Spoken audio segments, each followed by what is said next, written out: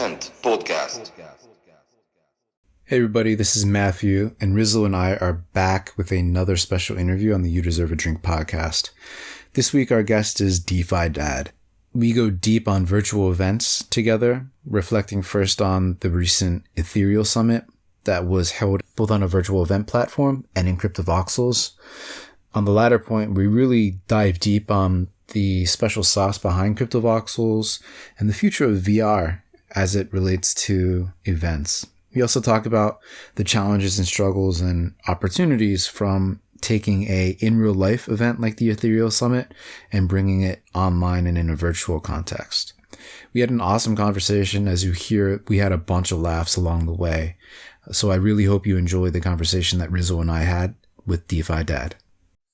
Okay, we're live. This is Matthew from Cent, and Rizzle and I are back with another special interview. This week, we're really excited to be speaking with DeFi Dad, who, as his name implies, is a DeFi super user, in addition to being an organizer of the Ethereal Summit and host of the Ethereal Summit podcast. So welcome to the show, DeFi Dad. Hey, Matthew. Hey, Rizzle. Thanks for having me, guys. Oh, it's our pleasure. So to get started, I think it would be awesome if you could introduce yourself to the audience. Tell us a little bit about your background, how you came to have your moniker of DeFi Dad, and tell us a little bit about what the Ethereal Summit is. No, I'd be happy to. You know what's funny, guys, is right behind me, as what I've come to find is common in quarantine life, I got a garbage truck just loudly dumping garbage. So it's lovely. It's a lovely afternoon in quarantine with garbage behind me. So my background is about 5 years ago, I was working mostly in the types of software companies that you think of with like a Salesforce. So I worked in lots of SaaS companies in Silicon Valley, and I mostly worked as a solutions engineer or an account executive. So most of my job revolved around demonstrating software to others and kind of trying to connect the dots from like, here's where you're coming from, and then here's how this thing might solve problems for you by using the software. So about 3 years ago, though, I went to an Ethereal actually in San Francisco. That was in 2017, so it was a very exciting time. And I joke around, I'm the only person that probably paid full price for their ticket there. And anyways, I had a great time. I saw a bunch of really cool speakers. And anyways, I kind of just fell down the rabbit hole after that. I'd been listening to lots of Ethereum and Bitcoin podcasts, Laura Shin's in particular. And around, I'd say by like the new year, 2018, so as the bubble was starting to pop, I found that I was pretty unbothered by all of it because I was so obsessed with just like, what is Bitcoin? What does it mean to the future of money? And then this thing, Ethereum, you can build money applications, even though really nothing had been built at that time. And by the summertime, so summer of 2018, I started working at Consensus. I stalked them until they gave me a job, and funny enough, started working on the marketing team, which had something to do with Ethereal at that time. And then I'd say for the last 2 years, I worked as a marketing mercenary inside of the company, trying to work on different portfolio projects. And then I kind of found my sweet spot working on Ethereal. So I've been working on Ethereal, which is like a TEDx conference for the Ethereum community. The goal is to just bring everyone together, have, inspiring talks from founders in the community, help people to, connect with one another, since most of the time we used to do live events before the quarantine. And anyways, as a result of doing all of that, I really fell in love with DeFi. I was already deep into the Ethereum community and even had some exposure. I'd say about 2 years ago, I knew what digital art was. I didn't understand why it was so important yet, but I at least understood what an NFT was and why that mattered to digital art. And I started writing up tutorials. So I would write up tutorials about, here's how you can use DeFi to earn interest on stable coins, or here's how you can use options to hedge against ETH drawing down on you. And I come from a background of not having worked on a trading desk, I grew up in the Midwest in like a, farm country. Most people I know growing up had maybe a savings account. So I'm always thinking about those people and how those people can potentially use DeFi tools to basically do things with money they couldn't do previously with like the legacy banking architecture. So anyways, yeah, that's how I ended up here. And then, most importantly, how did I get to know Rizzle and the Token Smart team was I a few months ago, before the quarantine really hit hard in the US, I saw Ryan Selkis from Masari tweeting that like you should get a headset. They're gonna sell out. It's something that like everyone should have in quarantine. And I'm one of many people I know who bought it that day. And then as I got into that, I got drawn into cryptovoxels. I'm trying to remember who it is that told me to check it out. It might have been just something I saw on Twitter. Oh, I'm sorry. I remember Mintbase. Nate Geyer from Mintbase told me it was his favorite thing of all of Ethereum. And then he introduced me to Rizzle and Jim and Trizlet. And so, yeah, I've just been kind of obsessed ever since then. And I try to do a meeting in VR almost every day. That's awesome. That background about yourself is fantastic. I have seen you all over the Twitter sphere. So I've been tangentially aware of you, but like that's such a fascinating history. And like I think both of us can deeply relate to falling down that rabbit hole and being stuck in this space. But I feel like last week we wrapped up, or you guys wrapped up the Ethereal Summit. It was a big event. I know our listeners are probably familiar with the VR session component, the Token Smart panel, or your interview with Andrew Steinwald, or the panel with Josie. But the event was big. So I'm just curious if you want to give a recap of everything that you put on, either in VR and outside of it, just to give folks a sense of like the breadth and depth of the events that you guys put on. Yeah. It was a big endeavor to put together. I definitely don't want to downplay what a nightmare it felt like behind the scenes at times, but I think it all turned out well. And I think that's kind of like a credit to the Ethereum community, and it's a credit to the cryptovoxels community. Like we just have such people just want to get together and hang out and like learn from one another. And I think that was something that we were able to accomplish. So it was 2 days. It was basically about 12 hours a day. The way we set it up was there was a live stream, and then there was also lots and lots of breakout rooms in Zoom. Most of those were posted through webinars because if you guys have been on any Zoom calls lately, like you can't host them on personal calls anymore because you get Zoom bombed, and there's just teenagers out there just going nuts trying to ruin everyone's Zoom calls. But we started off with, I think like what made the event special is I want to say like every name that you can think of in Ethereum was there. We were missing still some other folks we wanted to have, but we just kind of ran out of space. And so, we had Vitalik speak. We had Loy Liu of Kyber. We had Rune from MakerDAO, who's the co-founder CEO of Maker. We actually, when you think about the lineup we had, there's like these headliners that you think of where everyone is like, you got to have Vitalik. But at the same time, when I go to like a music festival, I am the most excited about seeing like the smaller, lesser known bands. And so I think about like at this event, like I was really stoked for cryptovoxels. For all of those 3 talks were 3 of the most important talks to me that would happen, because I thought if anyone just clicks the link and gets exposure to this and sees the Token Smart amphitheater, their mind's going to explode and they're going to realize like, holy crap, I need to like start using this stuff. So anyways, long story short, yeah, all sorts of great people. Like we had one panel that was the ETH is money panel. And like, that's kind of been a growing narrative in the community, which is mostly about the fact that like ETH rightfully should be called money and it shouldn't be referred to as gas on the Ethereum network. So I thought that was a really fun one, just to kind of like have like an actual panel discuss all of the nuances of this argument.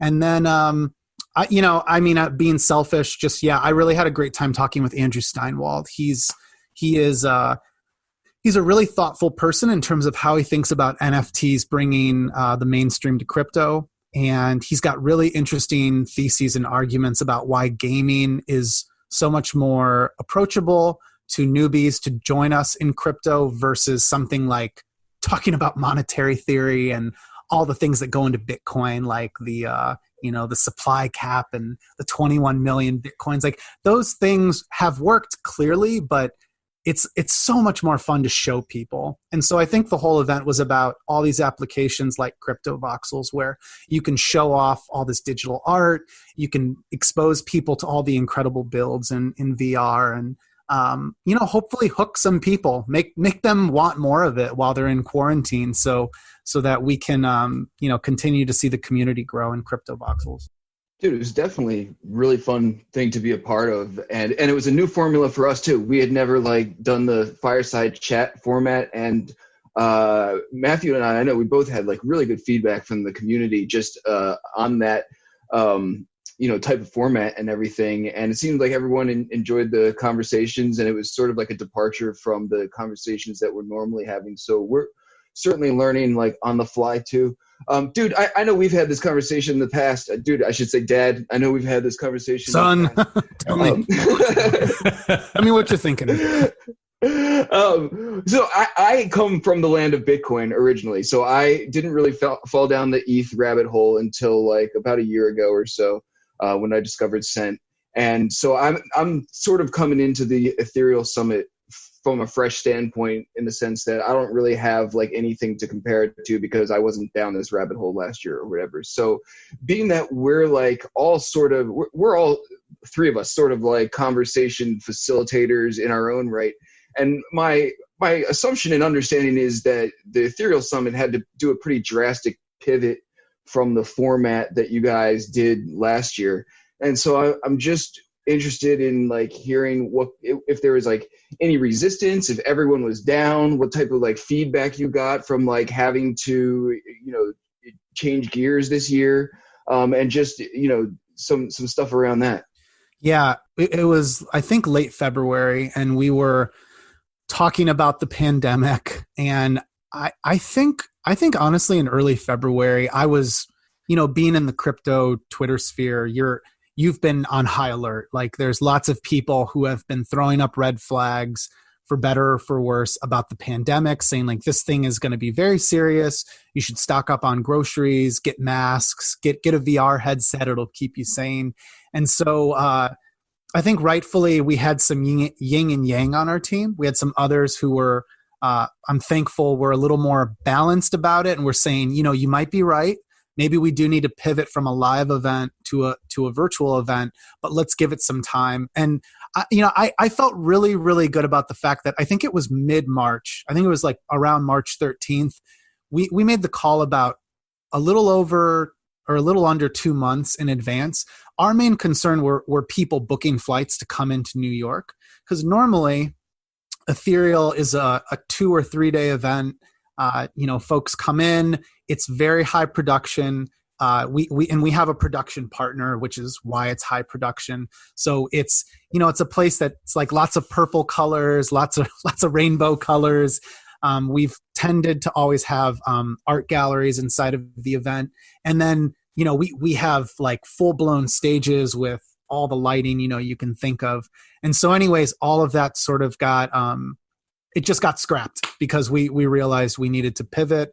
And then I would give credit actually to Joe Lubin is the one who said to us, right around the time we made the decision, he said, well, we should definitely do a virtual event. And I had not been thinking as much about it. I had been thinking the world will go back to normal by the fall. We'll just delay the event to the fall. And I'm actually very grateful that he was the one who kind of was you guys got to do an event. Why would we not do one? And I'd say my net takeaway from all of this is that if you were going to run an event this year, you should start planning for it to be virtual. I think we're going to be in virtual events for the rest of 2020. I think we're going to probably have actually, let me take that back. I have no idea whether we will have a resurgence of the coronavirus. However, you might as well plan for what if that happens. and you might as well think about what would we do to pivot to a virtual conference.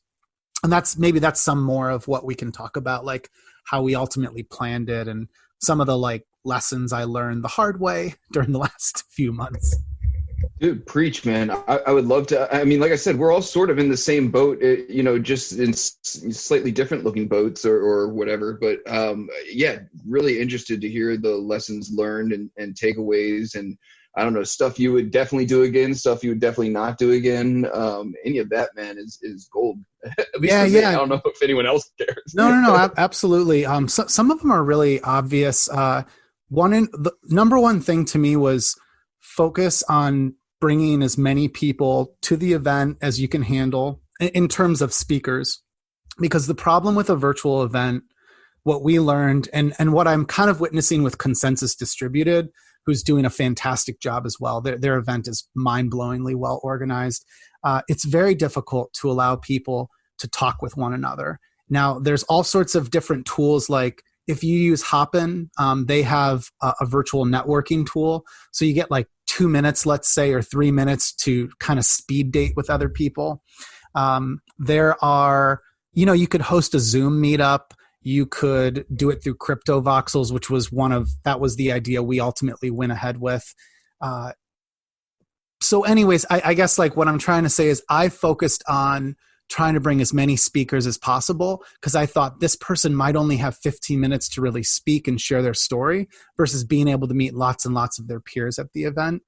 I think a mistake, like one of the mistakes that stood out in some parts and other parts you couldn't tell, there were parts of our live stream that were very smooth, and there were parts of it that were pretty rough. People's like mics weren't working. They had auxiliary mics and the input output wasn't correct there. And, I think the lesson on that. This is the stuff my nightmares are made of these days. And it was, yeah. Because we have such nice people in our community. Most people are so easygoing and flexible. But here's the thing, like at the end of the day, a great event comes down to great speakers and great content. And if someone preps for several weeks to speak at your event, like you feel like you owe them that time up there on the virtual stage. And so, I just, for a number of speakers, it went, in the end, I think we got all talks recorded, but there were a few folks that they were having lots of audio issues, and, it's just not something I want to put somebody through, like it's hard enough. It's nerve-wracking enough to give a talk. I just don't want them to feel like, oh, it's my fault. Like, am I not doing something correct here? Or, it just shouldn't be that difficult to give a talk virtually. So my takeaway from that is I'd recommend anyone take a look at Crowdcast or Hopin. Crowdcast is very inexpensive and it's very easy to use. We did not use it. And I kind of question whether maybe we could have used it. Then there's Hopin, which is a more all-encompassing virtual conference software. It's so slick.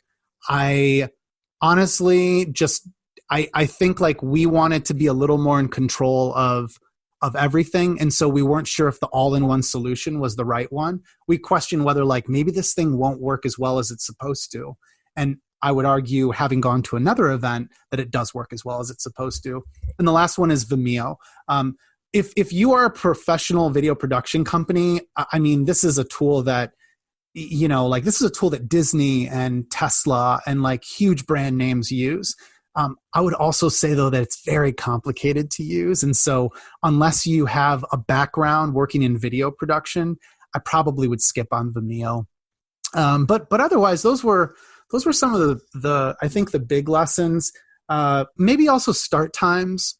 Like we started very early in the morning at 6 a.m. Eastern both days, because we thought that we could capture some attention from APAC with CZ from Binance joining us. And we also thought we could capture some attention with Europe. And I think we were wrong. Like I did notice that on the first day, a lot of people showed up for CZ and Vitalik, but I felt like the second day there was a much smaller crowd early in the morning until Rune Christensen from MakerDAO came on board. So anyways, I think like, unless you have a crowd in APAC or Europe, if you're in the Americas, I would just start at a 9 a.m. Eastern time and not screw around with anything else. Dude, Matthew knows nothing about audio problems. I mean, audio issues are, I think, just like the flagship problem that all of us have to deal with. Yeah, it feels terrible. Wait, Rizzle, why don't you share how, I mean, I think the coolest thing in the entire event, and I'm biased because I'm pretty obsessed with it, is that we pulled off these 3 talks in cryptovoxels, and part of it was because, so we had like 100, I think we had at most, Rizzle, don't you think we had like 70 or 80 at most? Or Matthew, did you ever notice how many were in there? Yeah, we were averaging around 60 to 75 concurrent users. So like the all-in, like people that joined earlier on that had to drop off and join later. That's well over 100, probably approaching the 200 person range for the entirety of the VR sessions, specifically after the whip. And if this is the first time you've ever listened to Matthew's podcast, you should know that 2 years ago, if you had 2 people in cryptovoxels, that was like a miracle. So the fact that we have this many people in there was a big accomplishment, and that's a credit to you guys in the cryptovoxels community. I don't know how many people clicked the link from the Ethereal agenda, but there was a lot of the cryptovoxels community there. And that was why we chose to use cryptovoxels. I would tell anyone, you should do a talk in cryptovoxels. Don't put someone in there with an enormous ego who's going to be who's going to get upset if their audio isn't working perfectly. But as long as you've got the right crew, someone who's like, I want to do this because I want the bragging rights to say that I did a talk in cryptovoxels, they're going to have a blast. And then, how did we do the audio? Can you explain that, Rizzle? You connected, or like you somehow ported the audio from Discord? Oh, dude, I wish I could explain it. We hired a magician. His name is Drago Nate, and he has some sort of virtual cable set up that I don't totally understand, but he's got some workaround that basically allows people to pop into the Token Smart Discord and get audio from there if the live stream in cryptovoxels isn't working, which until this day is like somewhat hit and miss. So it seems like depending on who logs in when, they get like seamless audio. But now we've sort of learned from our mistakes and put a sign up on the wall saying like, if you can't hear, click on this link and scroll down it to get a different audio feed. And that has actually proven to be a pretty solid workaround. But I mean, I think we can all agree, man, these audio issues are the stuff that nightmares are made of. And you put a lot of effort into getting these people up on stage, and then like something doesn't work, and it's mortifying. I mean, they put in effort. Yeah, it's embarrassing. You feel like you've really let someone down, and those it's not, even if we had some of the nicest people. Eric Connor from ETH Hub was hilarious on his panel. For the first 15 minutes, his audio wouldn't work. Eric has a podcast. He's done over 100 episodes. He's got all sorts of special microphones. He's very smart. He knows how to set up his audio correctly. And he sat there for a while. It was pretty funny. He sat there with his arms kind of like, do you guys remember in Talladega Nights when Ricky Bobby's like, what should I do with my hands? Like moving them up and down. So he's kind of doing that. And then he types into the chat. He's like, he said something like, I guess this is like a voyeur experience. I'm here just to watch. So yeah, we were very, very lucky that a number of these people were so cool. And then we did get his audio to work, and luckily he was able to join in the conversation. Stuff like that actually makes me feel a lot better. We did see, so for what it's worth, I know you're saying you weren't keeping or able to keep track of how many people were popping in from your end, but it appeared to me that a significant portion of the regulars who come to our events stuck around. So say like 50 to 60 people or whatever. But when I was talking and listening to Trizlet and Jim talk on the panel and everything and looking out into the crowd, you could see there's like the spawn point or whatever from the link that we gave you to distribute. And there was like a pretty steady stream of naked avatars coming in through the spawn point. So you knew that they were not necessarily native to the space, or probably found out through the Ethereal Summit. And it was a pretty steady stream of people throughout. You could see some people get stuck, some people run into the wall, some people figured out how to explore a little bit, but it seemed like a lot of new faces checked it out last week, which is really, really cool, man. I have 100% hit rate going right now with friends. I have been forcing different colleagues and friends to meet me in cryptovoxels. So like we'll have a Zoom meeting and then last minute I'll like message them and say like, hey, click this link, just hit the V button. Sometimes of course it hasn't worked. Right. But most of the time, I would say yesterday I had a meeting with two friends who are investors in this space, and we got in there and it just totally derailed our original conversation. We roamed around the Scarlet Factory for several minutes and they were just asking all sorts of questions like, how does this work? And like, so they know what NFTs are, so they immediately understood it, but they were actually asking some questions maybe you guys can answer. They asked, is this actually built on Ethereum? And my answer was, so I think the proper answer is the NFTs are of course enabled by Ethereum. And so this is an NFT based VR world, but no, like I think it's right to say that Ben controls those servers and that, I mean, this isn't like some decentralized thing that can never be shut down yet. Yeah, that's right. It's totally centralized project in the sense that Ben and the really small team that he has working with him are responsible for everything. And we saw over the past couple of weeks after Origin City sold out in the beginning of April, like he has decided to mint like totally new land parcels in the form of islands. So like that part is very centralized right now, but it's been incredible to see like the growth, like in terms of daily active users. I saw Jin the other day talk about this in the cryptovoxel server. Cryptovoxels is up to about 650 daily average users versus like DCL, which is at around 500, and then Somnium Space, which is hovering around 50 to 100 depending on the day. So I mean, and that's growing. Like we saw with the Ethereal Summit virtual sessions, like we're onboarding new people by the day. Like what you're doing the Lord's work, by the way. Inviting your tell them how great I am. Inviting anyone that you're hopping on a Zoom call with. Like it is trivially easy to hop into cryptovoxels in particular and just kind of like roam around, whether you use the in audio element or not, or you just stay on your Zoom call and you just fly around Origin City. That's right. Yeah. It's so simple. And that's obviously part of the secret sauce for why I think cryptovoxels is very special and why it continues to grow, and why like Rizzle, myself, Token Smart crew, we're doing these virtual events weekly. It's just so easy to throw people a link and have them pop in there. So to kind of like turn our attention away from current issues, which obviously exist but are being troubleshot in real life, like let's look ahead. Let's even consider COVID going away sooner than later. Where do you see virtual reality playing a role in a post-corona future when people go back to the meet space? Do you see it sticking around? Do you see? Yeah, just curious to hear your thoughts. You know what? Let's see if I can pull up. I'm going to check out. So I sent out a Typeform survey yesterday to the 220 speakers from Ethereal.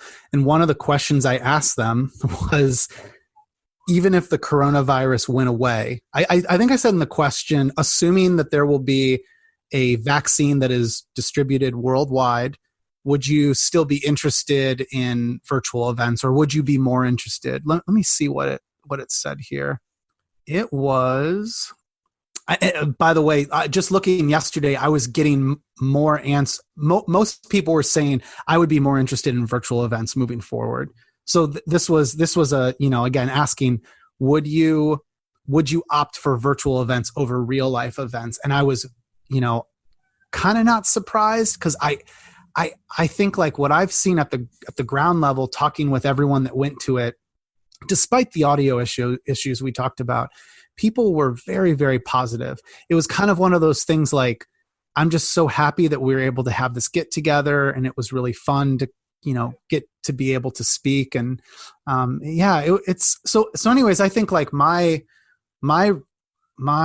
assumption is that there will be more virtual events happening than ever before. I can't say whether they'll completely replace real life events. I did have quite a few people say to me, I really am excited for us all to hang out again. I miss being able to see everyone and kind of hug everyone in person. And I'm totally there as well. I want to do some real life events, but like, I would not skip the chance to do some cryptovoxels talks if I was doing a real life event, because I just think it's so much, it's so much fun to use this new tool. And it's so much fun to escape from reality when I'm in like a 12 by 12 foot room with my computer stacked on pillows and my cat's, swiping at me for food.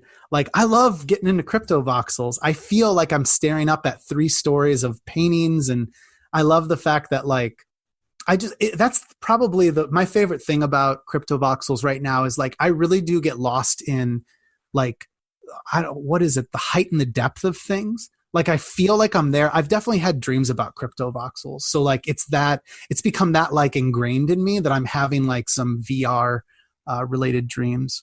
Yeah, I'm with you, man. I feel like at this point, like moving forward, like how do you not at least have like a joining virtual event with your real world event? Because the one thing that I've learned from all this and everything going virtual is I get to attend everything like suddenly, you know what I mean? From my living room or whatever, which is really, really cool. And, in the past I would probably, have to pick 1 or 2, events and, there's a lot of planning that goes into it. And there's usually some live streams, but the effort is generally like not nearly what it is in making those presentable versus like, the in-person experience. And certainly you lose something with like the physical proximity and just like being around people and everything. But moving forward, I'm like, I've attended a lot of things and events that probably weren't virtual last year or whatever that I would certainly miss attending moving forward, but there's no way I would be able to attend all these events in real life if everything were to go back to in-person events or whatever. So I don't know, it just seems like how do you not have like even if Ethereal Summit everything goes back to normal and you could host an in-world event, how do you not now have a virtual component to the Ethereal Summit? You know what I mean? I don't even know if it's possible to walk it back at this point. I don't think it is. Yeah, I want to be unequivocal in saying there is no way that you can walk this back. People are excited and they're happy to have been exposed to all of this. And, but by the way, the actual stats that I had here, this is only 27 people have responded. So it's not a huge sampling, but 14 or 51.9% said yes, they would actually prefer virtual events versus traditional live events, even after there's a vaccine. Wow. And then 40% said no. So it was almost 11% more, 12% more said that they would prefer it. And then the others, there was another 8% who said, I'd like a combination of the 2 events. Someone said here, in a world after COVID, physical events remain an important part of our distributed ecosystem to cross-fertilize and innovate. Well, this is a very nice answer. Virtual events should be complementary to disseminate knowledge and save on carbon emissions. I mean, that to me, like I had an unbelievable time when we did Ethereal Tel Aviv. It was just so exciting because I've never been to Israel and I never thought I would get to make a trip like that. But I also, it took weeks for me to recover because I was so exhausted from the whole production and just staying out late working on this. I'd like to say it was staying out late because of drinking, but it was really just, I was exhausted from working the whole time. And this time I went to sleep on Friday night. I woke up Saturday morning and everything's fine because I'm in my own home. And, it was a really quick and easy recovery and there's no cleanup. That's another crazy thing, like all the cleanup that we do. And there's just, there's so much there. And then cost. Oh my God, the cost of producing a live event like Ethereal, the production, I'm not totally confident in what it would have been this year, but let's conservatively say $500,000 to $600,000 to put on the type of event that we normally put on. And in this case, like we were able to have a blast. We didn't charge people. So like, obviously we made it a free event, but it didn't come with this insane price tag that is required to produce live events. It'll be really interesting to see like how the virtual element remains heading forward. It definitely feels like the cat is out of the bag with these, especially, I mean, in our circle, like what's happening in whether it's NFT based virtual reality worlds or if other VR worlds become more accessible to folks, and like if COVID really serves as that forcing function to spur on the like headset purchasing movement that we're seeing in circles around us. It'll be interesting to see how it remains. I have a feeling like the VR, like the VR component of the virtual meetups will stick around. That feels truly special to me. And maybe some of the platforms that we're seeing emerge for these, for the other like digital virtual sessions, like what Consensus Distributed is doing with Grella or something like that. It just seems very, very well thought out. It builds in and allots for like technical issues. People can fast forward even though it's a live event. So that feels like something that will actually stick around and work. I know Ethereal Summit, I caught some of the sessions, and it was that was also a good approach. Obviously there wasn't, I think, a buffer for some of the audio issues, but I mean, like those are small speed bumps in the grand scheme of things.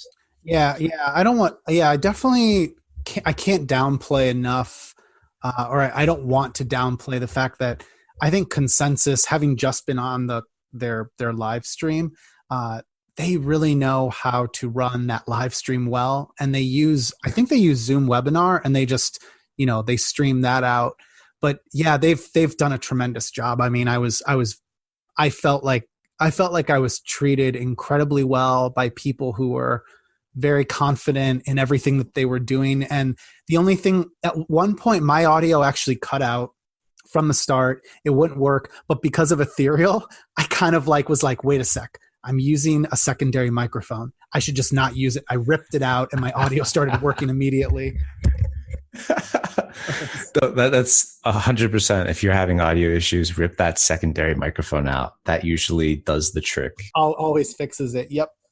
But heading into the last part of this talk, I'm curious, like for Ethereal Summit, like heading forward, like what will be the next steps? Like, is there another event that y'all will plan before the end of the year? Are you going to be making contingency plans, like if there is a vaccine developed or if COVID dissipates around the world and like green zones open up? Curious, like next steps for the remainder of this year for Ethereal Summit. What should folks look out for? Yeah. So as far as I know, in terms of the live event portion, like that is still completely on pause. So we're not even talking about it at this point. There will start to be conversations around like, what is the trigger for us to be able to start planning that? And so, actually, I think like realistically, like we're hopeful that maybe we can do a live event by the fall. I realize it kind of contradicts what I was saying earlier. Like I personally don't think that we're going to be out of this and be able to do live events. But I think as a team, I think like I'm one of the people who's a little more pessimistic about the outlook on the world with this. And I think like we could be stuck in this for a lot longer. And there's others that are like, hey, like we want to do these events if we can host them. And if people are willing to come, and as long as everyone is safe, we want to get back to that. The good news, the better news is that we're going to start doing ethereal sessions, and sessions will probably happen once a month minimally, potentially more than that on occasion. And so think of an ethereal sessions as it could be as short as an hour, and maybe we do 2 talks or we do one big discussion topic. It also could be a number of different talks. So there's those 2 approaches, I guess. And I think the ethereal sessions, you'll see that within about a month's time. Like we will figure something out. I really would love to do something again in cryptovoxels at some point. I have to get, the team has to make a decision as a whole. So as much weight as I can throw behind that, I'd love to do something in cryptovoxels sooner. And then I'd say the last thing is I'm really interested in, I don't have any sort of timeline or expectation for this just yet, but I'm really interested in helping Wall Street and to understand the value of ETH. Like, I think that liquidity of ETH is very important to the future of Ethereum and anything that is built on top of it, like NFTs. And so that's something that, again, no plan quite yet, but I'm really pushing for that. I think there's a real disconnect right now that Wall Street understands Bitcoin as digital gold, and they don't quite understand the complexity of everything being built on Ethereum. And I think it's our job to kind of dumb it down and help them to, bridge that gap. But yeah, the Ethereal Sessions thing is just, I'm excited for that. Like, that's where we would talk about NFTs.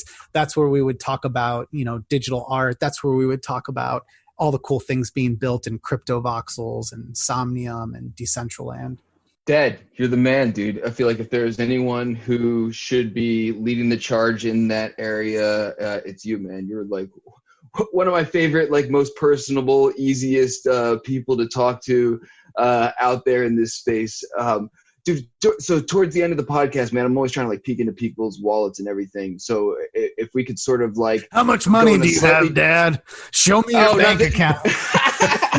Not that wallet, no, but I mean, if you want to hit me with those stats too, man. But if interested to hear, like, have you picked up anything through cryptovoxels in your ETH wallet, or any like cool NFTs or projects like that have nothing to do with anything that you're currently working on that you've been checking out, or what's? Oh yeah, good point. So I've got, I haven't bought any art yet, and I think that's because I've been toying with the idea of like, I just love to explore cryptovoxels. And someone was asking me last week, they're like, you should get a parcel and start building on it. And I was like, I honestly, like, my expectations of what people can build has become so inflated because of like people like Josie. Like, Josie ruins you because you look at what she builds and you're like, oh, of course, everybody can build. And, I look at the stuff that you guys have had built through Token Smart. And so I'm considering that. I do have a bunch of wearables now. I need to dress up my avatar more with them, but I've got a little beer mug. I've got finally changed the colors. I named my avatar DeFi Dad. What else have I done in there? I'd say, so aside from like wearables though, I'm obsessed with who built the Territory nightclub. I think that's like one of the coolest things I've seen there. I don't think you can enter the Territory nightclub or club, whatever it is. You have to actually find it through cryptovoxels, because I don't think there's a doorway to get inside, but it's got like a dance club at the bottom of it, and it's so cool. Do you guys know what I'm talking about? Dude, I haven't been there. No. Oh my God. Oh, I'll send you the link. Man. Oh, it's so cool. Oh my God, so cool. I think I finally learned how to do the chicken dance with my avatar, so I'm ready. Yeah. What do you press G, right? You press G, and then you got to click the tab over to dance, and there's only like, I think you got dance or wave. So right now it's all chicken dance. Yeah. I love it. I think another one, I just discovered the pyramid the other day that someone built. Yes. Oh my God. Oh right. My God. That Vessa's pyramid. Yeah, that is insane. It's ridiculous. That is so cool. The Scarlet Factory is one of the prettiest, most interesting places I've ever been.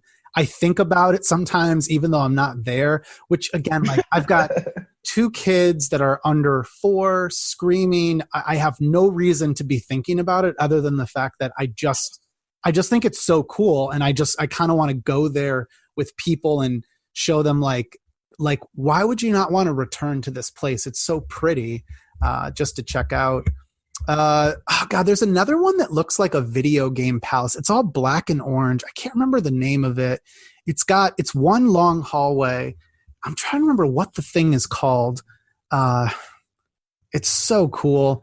I also just saw something yesterday. It's like super tall and it's black and yellow. Do you guys know what I'm talking about? It's like I think it's a really new structure in Origin City. Anyways, that's so I need to remember the names of them, but I have committed to try to do a meeting every day in cryptovoxels, and I think I don't know. I'm unsure of whether I will eventually buy a parcel or not, just because I really buy into this idea that this community is, hi, Sloane. Sorry, my daughter just woke up. Hi. Imagine someone buys up some land and isn't using it the way that they should. Like, I can't imagine just sitting on a parcel. Like, I definitely would have to be prepared to have some contractor or someone like build it out for me, because I'd really want to add something. Like, I'd want to be proud to say, like, this is my skin in the game. This is my thing. Everybody can enjoy it for free, of course. And then it becomes kind of like a VR home for me. Dude, I agree with you. It's very intimidating. I don't own a parcel either. I just lurk and wander around, much like yourself. And but yeah, because I don't want to put up some janky box or whatever. It's like this is Rizzle's house. It looks like a square. Yeah. I like. Have you guys seen this? What is it? Josie created it. It was after the Ethereal Summit on Friday. We linked everyone at the bottom of the agenda. We were trying to get people to move over to a piece that Josie put together, and it was like a puzzle. Like, you could get lost in this, like almost like a maze, and it was just so cool. I was taking video of it, and like, that's one of the ways I'm trying to lure people in, is I constantly take videos of everything in cryptovoxels, 30-second clips posted to Twitter, because that's the sort of visual thing that you need to see to draw you in. And it needs to be posted over and over and over again, so that people continue to see it until they say, damn it, Dad, fine, I'll go in there and I'll try this VR thing out. Yeah. And I mean, again, like, I really want to keep talking about this, and like the builds in cryptovoxels, it's every single day you're just seeing more amazing builds by folks like A Lot of Money, who's one of the premier designers within the metaverse and like these virtual reality spaces. They are stunning builds, incredible detail, and again, it's only a click away. Anyone can view it in any of their tabs or browsers, and it's just one of the most exciting parts of being alive today. It really is. It's really so fantastic. That's the best way to say it. It is.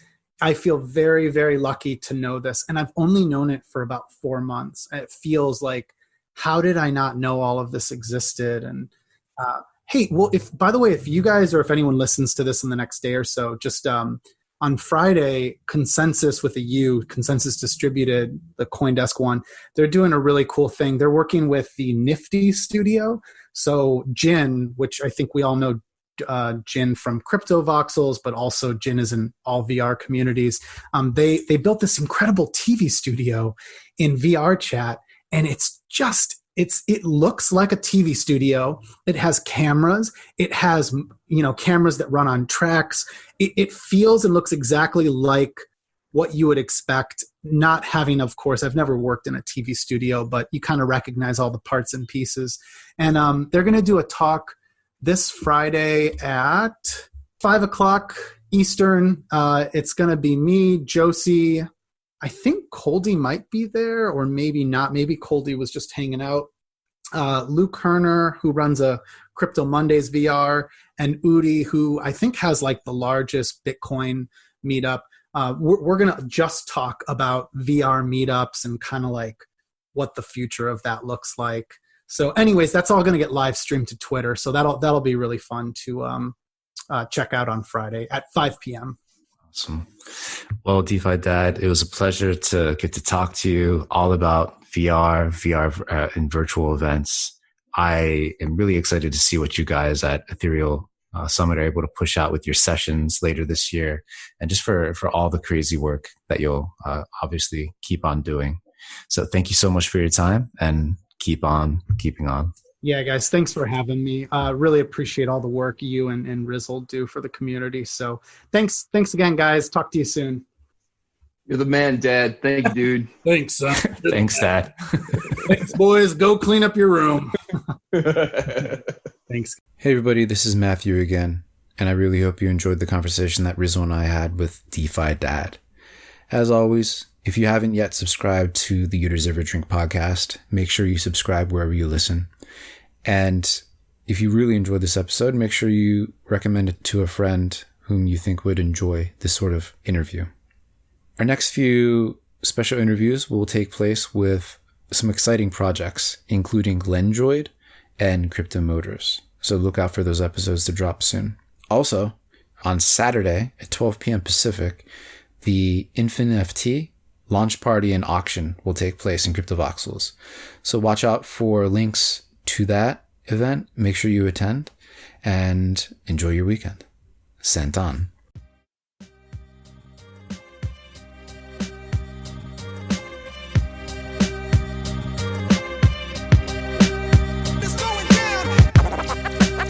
Sent podcast.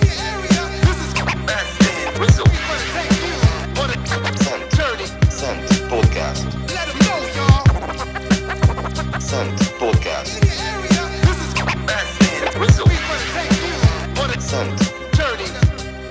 Sent podcast.